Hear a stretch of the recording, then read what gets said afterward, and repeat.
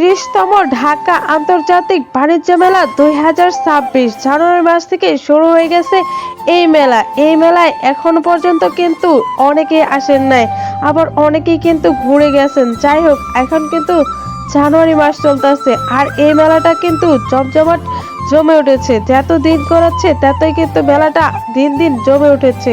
দেখেন, অনেক মানুষ আসছে আজকে এই মেলাতে ঘুরতে। আমি যাই না, বাট আমার ভাই গেছে, সে ঘুরে আসছে।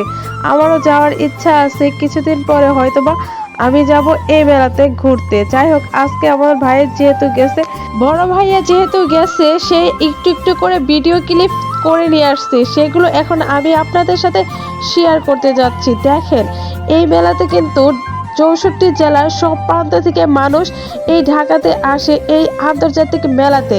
এই মেলাতে এমন কিছু নাই যে উঠে না, এমন পরিমাণে মেলাতে জিনিসপত্র উঠে যা আপনার চোখকে ধাঁধিয়ে দিবে। এত পরিমাণ জিনিস এই মেলাতে, যা একটু কম দামে আপনি পেয়ে যেতে পারেন। দেখেন, শাড়ি থেকে ব্লেজার, বাচ্চাদের খেলনা, জামা কাপড়, আপনি যেটাই চাবেন সেটাই পেয়ে যাবেন এক মেলাতে। আপনার এক এক জায়গায় ঘোরাঘুরি করার কোনো প্রয়োজন নেই। মেলাতে এই একটা সুবিধা, আপনি এক জায়গাতে সব জিনিস একসাথে পেয়ে যাবেন। আমার ভাই বেচারা মানুষের ঠেলাঠেলির কারণে মার্কেটের ভিতরে ঢুকতেই পারতেছে না, তাই বাহির থেকে কিছু ঘুরে ঘুরে ভিডিও ক্লিপ করে নিয়ে আসছে। আমি যদি হতাম, কত জিনিস না কিনে নিয়ে আসতাম। আমার মতন পাবলিকের কিন্তু অভাব নাই, কারণ আমরা দেখার থেকে জিনিস কিনি বেশি। আর আমাদের ভাই বাদাররা কিন্তু তারা কিন্তু ঘুরে ঘুরে দেখে, তেমন একটা জিনিস কিনে না। যাই হোক, ব্লেজারের অভাব নেই। আপনার যে ধরনের ব্লেজার প্রয়োজন, এখানে খুবই অল্প প্রাইসে ব্লেজার কিনতে পারবেন।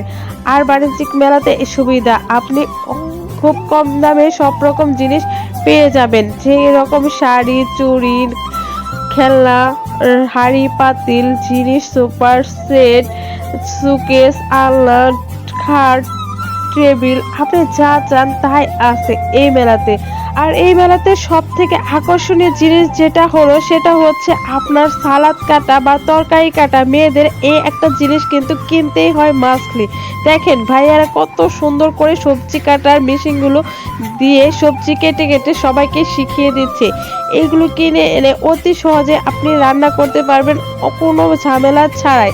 শুধু একটা মেশিন কিনে এনে সবজিগুলো সুন্দর করে কাটিং ফিটিং করে আপনি সুন্দরভাবে রেসিপি সামনে দিতে পারবেন ভাইয়াদের সামনে। তার জন্য কিন্তু এই মেলাতে এই জিনিসটা সব থেকে আকর্ষণীয় ব্যাপার। যাই হোক, এখান থেকে কি ঘুরে এসে ওখান দেখি অন্যদিকে চলে যাচ্ছে।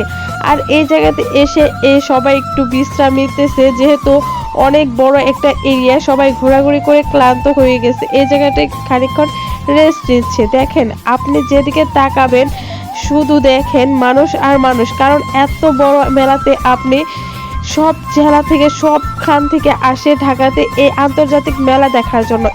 এত বড় মেলা। আর রাত হলে এখানে শুরু হয়ে যায় কনসার্ট, যেখানে বাংলাদেশের সব থেকে বিখ্যাত শিল্পীগুলোকে আনা হয় কনসার্ট হিসাবে। আর আপনার গাড়ি পার্কিং করার জন্য খুব সুন্দর জায়গা আছে, আপনি সব সুবিধা পেয়ে যাবেন। এখানে অসুবিধা একটাই, আপনি মানুষের ভিড়ে কোনো জায়গায় শান্তি মতো একটু কেনাকাটা করতে পারবেন না বা জিনিস দেখতে পারবেন না। মানে এত পরিমাণ মানুষ হয়, আপনি একটু রিল্যাক্স মুড পাবেন না। বাট এখানে আপনি মানুষ পাবেন, পাশাপাশি সব রকমের জিনিস পাবেন। আমার ভাইয়া ঘুরে এসে আমাকে বলতেছে যে তোকে নিয়ে গেলে অনেক ভালো হতো।